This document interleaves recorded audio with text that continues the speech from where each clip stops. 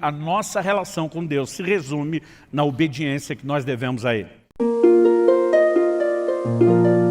Mas vamos falar em primeiro lugar do temor a Deus, né? Eu tenho percebido que muitas pessoas têm tratado do assunto do temor a Deus de uma forma muito equivocada.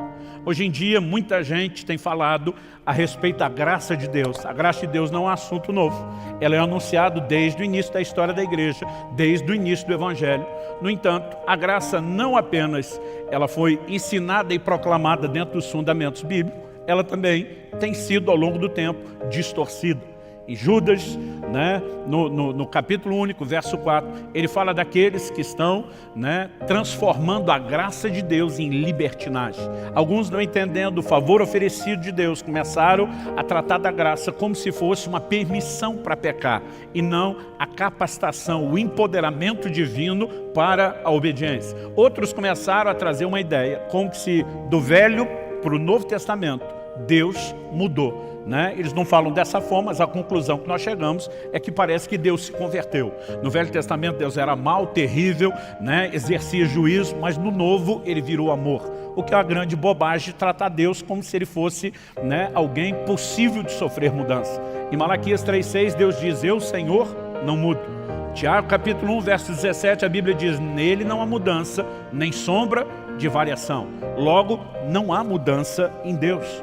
Então nós não podemos olhar como se no Velho Testamento Deus fosse uma coisa e no Novo Testamento ele tivesse se tornado outra. Logo no segundo século da era cristã, houve um camarada que trouxe muitas distorções, muitas heresias, chamado Marcião. E a gente brinca que até hoje existem os marcionitas, são aqueles que acabam replicando o ensino dele, conhecendo ou não. Ele dizia que o Deus do Velho Testamento era um e o do Novo Testamento era outro.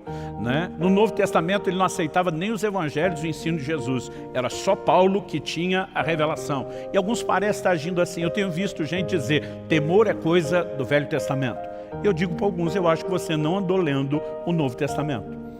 Embora nós estamos partindo de um texto do Antigo Testamento, falando sobre temer a Deus, Atos 9:31 diz, assim a igreja tinha paz por toda a Judéia, Galiléia e Samaria, edificando-se e caminhando no temor do Senhor, e no consolo do Espírito Santo crescia em número. No mesmo ambiente onde havia temor de Deus, havia consolo do Espírito Santo. Nós precisamos entender que não são coisas excludentes, são coisas que se complementam. Paulo escreve aos Efésios e diz que nós devemos sujeitarmos uns aos outros no temor de Cristo. Então o Novo Testamento fala de temor, temor estando na igreja, devendo estar na vida do cristão. Agora, essa palavra, a maior parte das vezes traduzida como temor no Novo Testamento, no original grego, ou é a palavra phobeu, ou a sua raiz, phobos. A gente conhece o termo fobia, que procede de lá, que significa medo. A tradução dessa palavra, que muitas vezes aparece como temor, ela sugere tanto medo e receio, como também tem a conotação de respeito e reverência. Agora, eu olho para algumas pessoas e percebo que elas dão um ênfase na palavra, como se eu e você tivéssemos que viver aterrorizados em relação a Deus. Outros parecem tentar eliminar isso completamente, quase como se o respeito e a reverência não tivessem nenhuma ponta, nenhum aspecto de temor. E na verdade essas coisas meio que se misturam. Mas nós precisamos entender a necessidade de um equilíbrio, mesmo no uso dessa palavra. Por exemplo, em Efésios, no capítulo 5, o apóstolo Paulo começa a falar da relação entre o marido e a esposa e um paralelo da relação com Cristo e a igreja, a noiva, com quem ele vai se casar. E a Bíblia diz que o marido deve amar a esposa como Cristo amou a igreja, mas que a esposa deve submeter-se ao seu marido como a igreja deve submissão a Cristo. Mas no final, no versículo 33, final do capítulo e do arremate dessa ideia, o apóstolo Paulo diz assim, que a esposa respeite o seu marido. Efésios 5:33. A palavra traduzida ali é phobeu, que a esposa tema o seu marido. O apóstolo Paulo estava falando de um tipo de relacionamento onde o marido literalmente, e não simbolicamente, mas literalmente tocava o terror em casa? Não, porque a Bíblia não se contradiz. Em 1 de Pedro, no capítulo 3, no versículo 7, a mesma Bíblia diz, maridos, vocês igualmente vivam a vida comum do lar com discernimento, dando honra à esposa por ser a parte mais frágil e por ser coerdeira da mesma graça da vida. Quando Deus fala do marido ter que honrar essa esposa, né, tratando-a como parte mais frágil.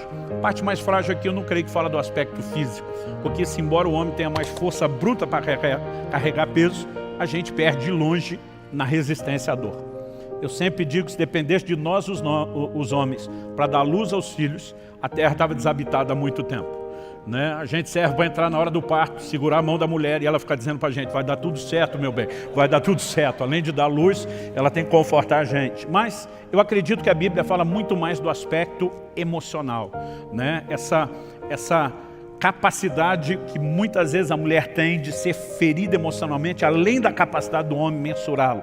Eu acredito que isso não é Deus tentando diminuí-la. Eu lembro que antes de casar, um dia Kelly olhou para mim, falou, a gente estava conversando algumas coisas sobre o nosso futuro, após o casamento, ela olhou para mim e falou assim, pensa num vasinho daqueles de porcelana chinesa, daqueles bem fininho que não pode nem apertar. Eu falei, pensei, ela disse, sou eu, é o que você está levando para casa, né? E de vez em quando, né, se o meu comportamento começasse a ficar meio, né, viril demais, ela dizia, ó o vasinho de porcelana, né? E o duro que eu tinha que acatar aquilo ainda pelo prisma da Bíblia, né? Eu preciso honrar essa mulher. Então como que Deus manda o marido tratar a mulher com tanta honra e distinção, mas manda ela ter medo? Nós precisamos entender que aqui é um equilíbrio de reverência, de respeito. Não que a pessoa do homem seja distinta, né? Não que ele como pessoa tenha mais valor, mas que dentro da funcionalidade do lar, o seu lugar de autoridade requer isso.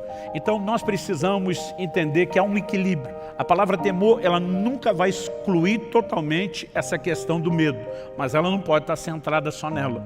Deve ser uma combinação entre um e outro. Pastor, o senhor está dizendo que a gente precisa ter medo da pessoa de Deus, né? Não é a pessoa, é a maneira como nos relacionamos com a pessoa. A mesma Bíblia que apresenta esse Deus, né, como amor, também apresenta esse Deus como justo. Nenhum atributo de Deus vai excluir o outro. E muitas vezes a ênfase de alguns desses pregadores da graça é porque Deus é amor, Ele não julga, Ele é tanto uma coisa quanto outra, né? Em Romanos, por exemplo, no capítulo 13, no versículo 3, o apóstolo Paulo diz assim, porque os magistrados não são para temor quando se faz o bem, e sim quando se faz o mal. Você quer viver sem medo da autoridade? Faça o bem e você terá louvor dela. Basicamente, Paulo está dizendo que não precisa temer a autoridade, ele disse, se você se conduzir de forma correta, não precisa temê-la. Agora, se estiver fazendo errado, deve temer. Aonde está a ênfase do aspecto do medo? Se eu desobedecê-lo, as consequências de um Deus que é justo serão inevitáveis. Isso não significa que eu preciso ter medo de que Ele queira o mal. Esse é o mesmo Deus que desde a antiga aliança já dizia, eu é que sei os pensamentos que eu tenho acerca de vós, são planos de bem e não de mal, para vos dar um futuro e uma esperança. No entanto, esse mesmo Deus é chamado muitas vezes de um Deus terrível, né? Porque a consciência do quão correto e justo, ela deve encher o nosso coração de temor, pelo fato de que quando desrespeitamos os seus mandamentos, as consequências, elas virão.